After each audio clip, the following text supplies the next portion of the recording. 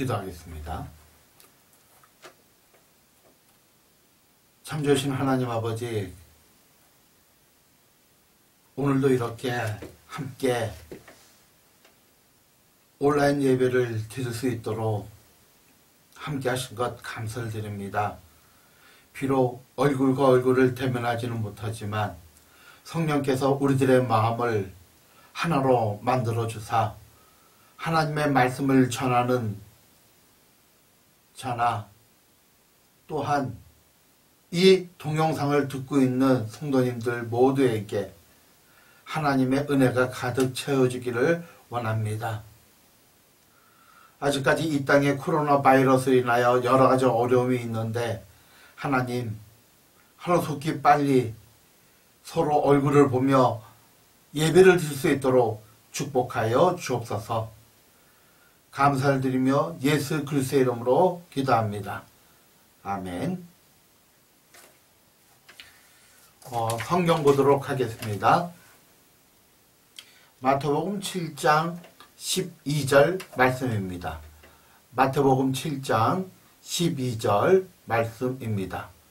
우리 함께 대독하도록 하겠습니다. 그러므로 무엇이든지 남에게 대접을 받고자 하는 대로 너희도 남을 대접하라. 이것이 율법이요 선지자니라. 아멘. 남에게 대접받고자 하는 대로 너희도 남을 대접하라. 그래서 오늘 설교 말씀 제목은 받고 싶은 대로 먼저 행하십시오. 받고 싶은 대로 먼저 행하자라는 의미입니다. 오늘 그 본문 말씀을 보면 이것이 율법이요 선지자니라 라는 말씀이 있어요. 다시 말해서 무엇이든지 남에게 대접받고자 하는 대로 네가 대접받고 싶으면 먼저 대접하라는 거죠. 이것이 율법이요 선지자다. 율법은 모세오경을 의미하고요. 선지자는 선지서를 의미합니다. 다시 말해서 이것이 바로 성경이다. 이러한 뜻입니다. 오늘 여기 본문에 대접한다는 뜻은 헬라어 원어를 보면 행하다라는 의미를 가지고 있습니다. 그러니까 우리가 다른 사람이 우리에게 행하여 주기를 원하는 그대로 그들에게 행동하라는 거예요. 네가 참 저 사람이 나한테 이렇게 해줬으면 좋겠다 라는 대로 너도 똑같이 먼저입니다. 나중이 아니라 우리는 항상 나중을 생각합니다. 네가 이렇게 해주면 나도 너에게 이렇게 해주겠다 라고 하는데 성경은 그러지 않고 네가 저 사람에게 이런 대접을 받고 싶으면 네가 먼저 행하라. 그러한 뜻을 가지고 있습니다. 우리는 살아가면서요, 다른 사람이 나에게 이렇게 해주기를 원하는 것들이 있어요. 나와 함께 있는 내 아내가 나한테 이렇게 해주기를 원하고요. 또 내 남편이 나에게 이렇게 해주기를 원하고, 부모는 자녀에게 이렇게 해주기를 원할 때가 있고, 자녀 또한 부모에게 이렇게 해주기를 원하고, 친구가 이렇게 해주기를 원하고, 목사는 성도가 이렇게 해주기를 원하고, 성도는 또 목사가 나에게 이렇게 해주기를 원하는 것들이 분명히 있습니다.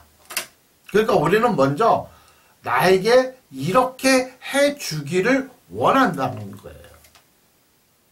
그 첫 번째가 뭔지 아세요? 나를 이해해 주기를 원합니다. 내가 혹시 실수를 해도 이해해 주기를 원하고요. 내가 혹시 늦잠을 자도 이해해 주기를 원하고요. 내가 약속 시간에 조금 늦어도 나를 이해해 주기를 원합니다. 골로새서 2장 2절에 이런 말씀이 있죠. 골로새서 2장 2절입니다. 이는 저희로 마음의 위안을 받고 사랑 안에서 연합하여 원만한 이해의 모든 부요에 이르러 하나님의 비밀인 그리스도를 깨닫게 하려 함이라. 원만한 이해. 그러니까 우리가 살다 보면요, 정말 이해받기를 원해요. 이해받기를 원한다는 얘기는 뭐죠? 다시 말해서 알아주기를 원해. 내 마음을 정말 알아주기를 원합니다. 사실 그렇지 않아요? 어떤 면에서는 이해받기를 원한다는 것은 또 다른 말로 내가 나의 비밀을 다 털어놔도, 나의 아픔을 다 털어놔도 나를 완전하게 이해해 주기를, 내 실수를 다 털어놔도 나를 완전하게 이해해 주기를 바랍니다. 그런데요, 그게 쉽지가 않아요. 내 속에 있는 모든 비밀을 다 얘기해줘도 이해해 주기는커녕 그것이 내 발목을 잡아서 조롱거리가 될 때가 참 많이 있어요. 너무 힘들어서 자기의 속 얘기를 다 했는데 그게 조롱거리가 돼요. 그래서 속으로 차라리 말을 하지 않았으면 더 좋았을 뻔. 사랑하는 성도님, 우리는 연약한 존재이기 때문에 정말 내 마음을 이해해 주기를 원해요. 그런데요, 사실은 이해받기를 원하지만 다른 사람을 이해해 주는 것에 대해서는 상당히 소극적이에요. 이해 못해요. 나는 이해받기를 원하는데 저 사람을 이해하기는 참 어려운 게 우리들의 모습입니다. 우리가 정말 외로울 때가 언제인지 아세요? 내 속에 있는 이야기를 하고 싶은데 할 상대가 없을 때 외롭습니다. 우울증 걸립니다. 우울증 걸리는 사람들의 대부분이 자기의 속을 드러내지 못하는 사람들이에요. 뭐 성격상 드러내지 못할 수도 있지만 많은 경우는 자기 속을 드러냈을 때 상처받은 사람들이에요. 우리의 외로움과 우리의 힘듦, 나를 이해해 주기 바라는 그 모든 것은 어떤 강아지가 아니고 사람이 아니고 바로 하나님이 되어야 된다는 거예요. 하나님을 멀리하고 사람이나 또 다른 어떤 것에 나의 만족과 이익을 위해서 또 이해를 위해서 그렇게 살지 않기를 축복합니다. 두 번째, 다른 사람이 나를 해주길 원하는 그 두 번째는 뭐냐면, 첫 번째는 이해해 주기를 원하는 거죠. 두 번째는 나한테 참아주기를 원한다는 거예요. 성경에 고린도전서 14장 4절에 보면 이런 말씀이 있어요. 사랑은 오래 참고. 그러니까 사람들은 다른 사람이 나에게 오래 참아주기를 원한다는 거예요. 조금 부족해도, 좀 실패해도 참아주기를 원한다는 거예요.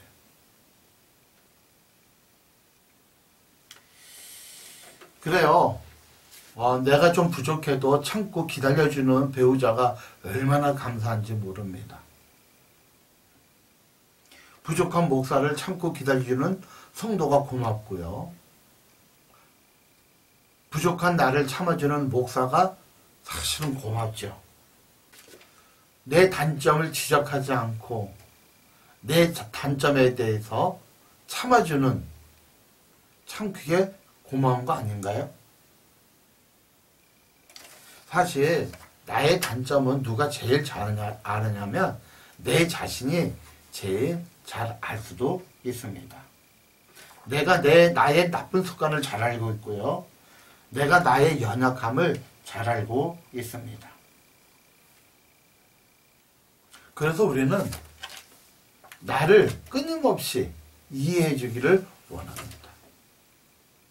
근데 문제는 뭔지 아세요? 사람들이 나에 대해서 이해해 주기를 원하지만 나는 사람에 대해서 이해해 주기를 원하지 않습니다. 예수님이 뭐라고 말씀하셨어요? 오래 참아줘라. 네가 저 사람이 나에게 참아주기를 원한다면 네가 먼저 그 사람에게 대해서 참아주라는 얘기입니다.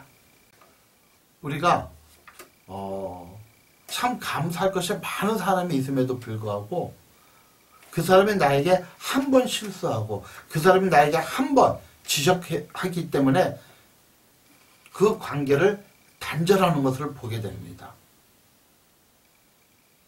상선도님, 우리가 정말 오래 참아준다는 것이 참 귀한 것 같아요. 보세요.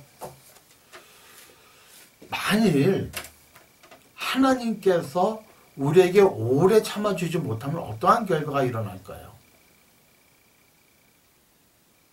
우리가 실수할 때마다 하나님이 지적하면, 우리가 실수할 때마다 하나님이 징계를 내리면 아마 살아갈 수 있는 사람은 하나도 없을걸요?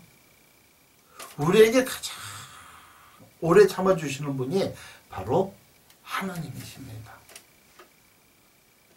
참아주시는 하나님. 우리가 세상의 영을 받은 자였는데 우리가 세상을 향하여 살아갔던 사람인데 예수 그리스도로 말미암아 구원받아 하나님 그리스도의 영을 받은 사람이니, 우리가 그리스도의 영을 받았다는 것은 예수님처럼 살아가야 한다는 겁니다. 심지어 예수님이 십자가에 못 박혀 돌아가실 때 뭐라고 말씀하셨습니까? 하나님께 기도했죠. 하나님, 저들이 알지 못하고 하는 행동입니다. 저들을 용서하여 주옵소서. 그 모습이 스데반 집사가 복음을 전하다가 이제 유대인에게 돌을 맞아 죽게 됩니다. 그 고통 속에 그는 무릎을 꿇고 하늘의 문이 열리는 모습을 보고 하늘을 향하여 이렇게 기도합니다. 하나님, 저희들을 용서하여 주옵소서. 저희들은 자기들이 하는 일을 무엇인지 모르기 때문에 이렇게 됩니다. 그들을 용서해 달라고. 우리가 그리스도의 영, 예수님의 영을 받은 자이기 때문에 우리가 그렇게 살아가는 것이 마땅합니다. 오래 참아주시기 바랍니다. 우리가 정말 힘들 때 참 찾기가 어려워요. 참는 것만큼, 인내하는 것만큼 힘든 게 정말 없습니다. 그럼에도 불구하고 우리가 오래 참는 것이 하나님의 뜻이기 때문에 그럽니다. 세 번째는요. 다른 사람이 나에게 해주기를 원하는 그 세 번째는 존중받기를 원한다는 거예요. 다른 사람에게 존경받기를 원한다는 거예요. 마태복음 20장 27절에 이런 말씀이 있습니다. 너희 중에 누구든지 으뜸이 되고자 하는 자는 너희 종이 되어야 하리라. 너 으뜸 되고 싶니? 그러면 그들의 종이 되라. 말이 안 되잖아요. 근데 그렇게 하라는 거예요. 우리는 사람들에게 존경을 받고 싶어합니다. 존중을 받고 싶어합니다. 나한테 함부로 하는 배우자 정말 싫습니다. 나한테 함부로 하는 자녀, 나한테 함부로 하는 부모, 나한테 함부로 하는 친구들. 저도 많은 친구들이 있는데 가만히 보면 끝까지 남아서 함께하는 친구들의 특징이 뭐냐면 나를 존중해주는 친구들이에요. 다음 분도님, 우리 정말 존중해 주지 않은, 정말 나와 너무 가깝기 때문에 정말 우리가 가족부터 존중해 주면 어떨까, 그런 생각을 합니다. 때로는 분노가 일어나고, 때로는 속상하고, 때로는 화가 날 수도 있습니다. 그런데요, 나이가 많건 적건 사람들은 존중받기를 원합니다. 우리가 살면서 누가 제일 고마웠습니까? 저는 저를 존중해 준 사람이 가장 좋더라고요.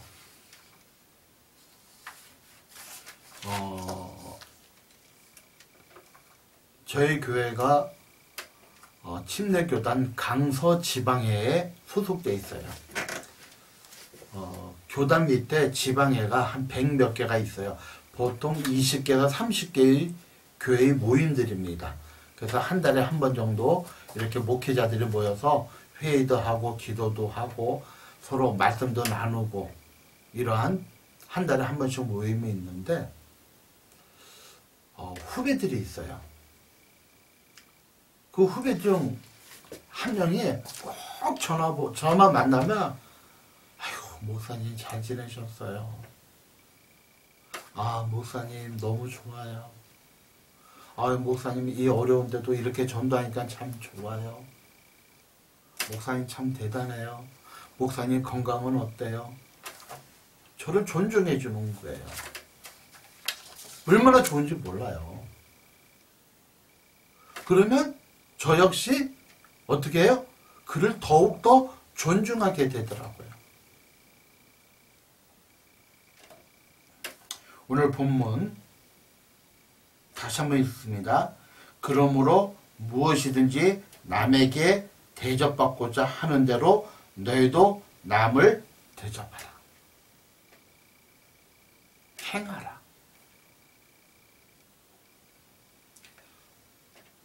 받고자 하는 대로 먼저 행하라.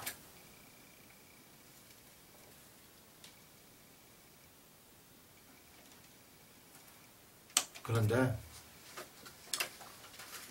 우리가 사실은 남이 나를 이해해주고 참아주고 존중해 주기를 원하는데, 내가 그 남에게, 그 사람에게 먼저 이해해주고 참아주고 존중해주는 것이 쉽지가 않아요.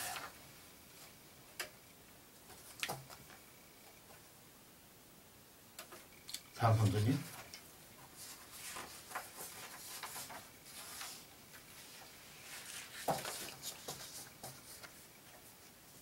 다른 사람을 끝까지 이해해 주는 거 불가능합니다.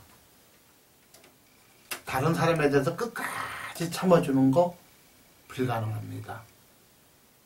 그리고 다른 사람을 계속 존중해 주는, 존중할 가치가 없는데 존중해 주는 거, 이거 쉽지가 않아요.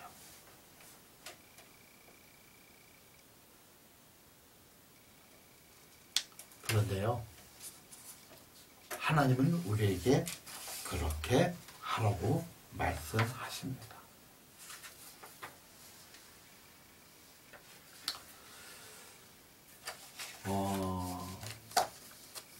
아주 오래전 이야기예요. 미국에 큰 사건이 하나 있었어요. 그러니까 훈훈한 사건입니다. 한 피아니스트가 이제 연주회가 있는데 아주 유명한 피아니스트인가 봐요. 사람들이 큰 홀에 엄청나게 모였어요. 그래서 한 어머니가 5살 딸을 데리고 이제 홀에 갔죠. 들으러. 근데 그 어머니가 다른 사람하고 얘기하는 도중에 그만 그 딸이 무대로 올라가 버린 거예요. 그러니까 사람이 이렇게 다 쳐다보는 거야, 그 아이를. 그러더니 이 아이가 그랜드 피아노에 툭 앉아서 젓가락 행진곡을 치는 거예요. 딴딴딴딴 뭐 이렇게 치는 거 있죠. 그러니까 사람들이 우하기만 해. 엄마가 누구냐? 딸 왜 저렇게 키웠냐. 그러니까 막 비난의 소리가 이렇게 수근수근하기 시작한 거예요. 엄마도 깜짝 놀랐죠. 딸이 올라가 있으니까. 그런데요, 그 피아니스트가 쉬 그리고 그 5살 여아에게 닥합니다. 괜찮다고 계속 치라고. 그 이 아이는 싱글벙글하면서 이게 젓가락 행진곡을 치기 시작합니다. 그랬더니 이 피아니스트가 그 뒤에서 그 젓가락 행진곡을 치고 있는 아이 뒤에서 화음을 넣는 거예요. 모든 사람이 경청합니다.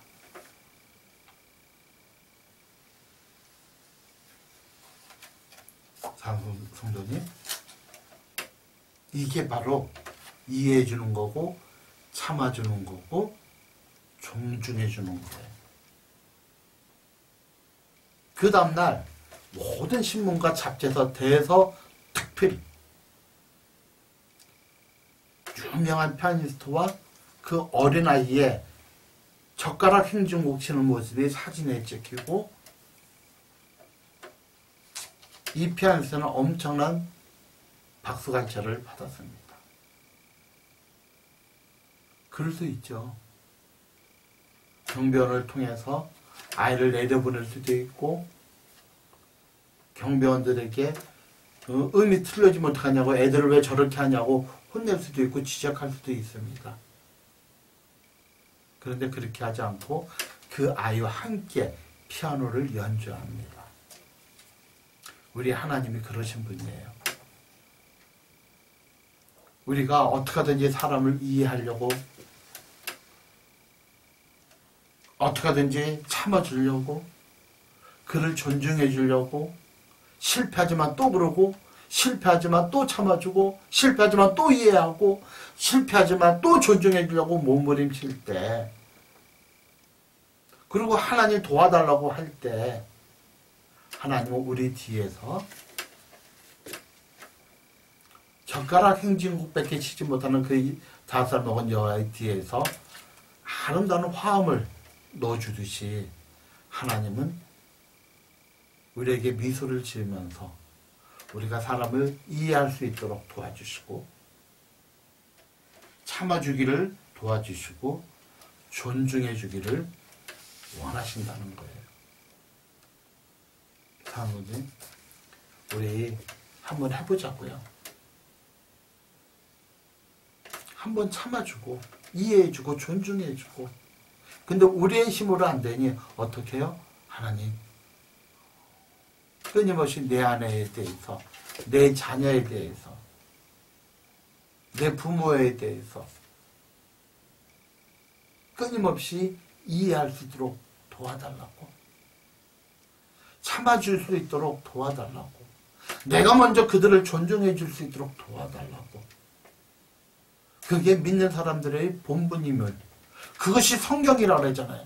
네가 대접받고 싶은 대로 네가 먼저 대접하라. 그것이 율법이요, 그것이 선지자니라. 그것이 바로 성경이 우리에게 말씀하시는 거라고. 내가 먼저 그렇게 행하시기를 주의 이름으로 축원합니다. 기도하겠습니다. 참 좋으신 아버지 하나님, 감사를 드립니다. 우리는 내가 먼저 그렇게 하기보다는 내가 먼저 그렇게 대접받기를 원하고, 내가 먼저 이해받기를 원하고, 내가 먼저 참음을 받기를 원하고, 존중을 받기를 원합니다. 그러나 주님이 우리가 먼저 그렇게 하기를 원하고, 그것이 바로 성경의 말씀이라고 말씀하시니, 하나님 한 주간 이 말씀을 가지고 나에게 가장 가까운 사람에게 참아주고, 이해해주고, 존중해주는 삶을 살 수 있도록 축복하여 주옵소서. 감사하며 예수님의 이름으로 기도합니다. 아멘. 광고를 좀 드릴게요. 사실은 오늘 같이 이렇게 예배를 드리기를 원했는데 참 사정이 여의치가 않네요. 이렇게 목회자 그룹들하고 이렇게 좀 얘기를 해보면 다시 이렇게 그 온라인 예배로 바꾸는 교회들이 더 많아지기 시작했어요. 그리고 저희 교회는 안타깝게도 사회적 거리가 안 돼요. 의자는 여러분들이 알다시피 16개잖아요. 근데 12명, 13명, 많을 때는 더 앞으로 오실 분도 계시거든요. 그냥 사회적 거리가 되지 않기 때문에 참 안타깝고 힘듭니다. 조금 더 참아주시고 기다려주시기를 부탁을 드리고, 또 한 가지는 저번 주와 그 저번 주에는 찬양이 들어갔었죠. 그리고 여러분이 예배가 끝나면 찬양을 통해서 또 기도하시고, 그런데 제가 유튜브에 있는 것을 편집을 해서 이렇게 올렸거든요. 근데 보니까 유튜브에서 떴어요. 불법이라고. 그래서 이 찬양을 올리지 못하게 됐습니다. 그러니까 전에처럼 그냥 말씀만 올리게 됐습니다. 찬양을 올리지 못하고 양해해 주시고요. 여러분이 스스로 찬송가를 보면서 찬양하시면서 기도해 주시기를 바랍니다. 그리고 저희 부부는요, 오늘도 2시에 그 마을 공원에서 이렇게 복음을 전하면서 또 예배를 드립니다. 기대해 주시기 바라고요. 혹시 같이 참석해 주기를 원하시는 분은 1시 50분까지 교회로 와주세요. 저희 집으로 와주시기 바랍니다. 그러면 같이 나가서 빵도 전해주시고 음료수도 전해드리고, 그리고 함께 또 예배드리고 그럴 예정이니까 원하시는 분은 와서 같이 오후 예배 참석해 주시기를 부탁합니다. 기도하겠습니다. 이제는 우리 주 예수 그리스도의 무한하신 은혜와 우리 아버지 하나님의 지극하신 사랑과 성령께서 말씀을 통하여 깨닫고 이렇게 살아가기를 원하는 사랑 성도들 머리 위에, 가정 위에 지금부터 영원토록 함께 하시기를 축원하옵나이다. 아멘.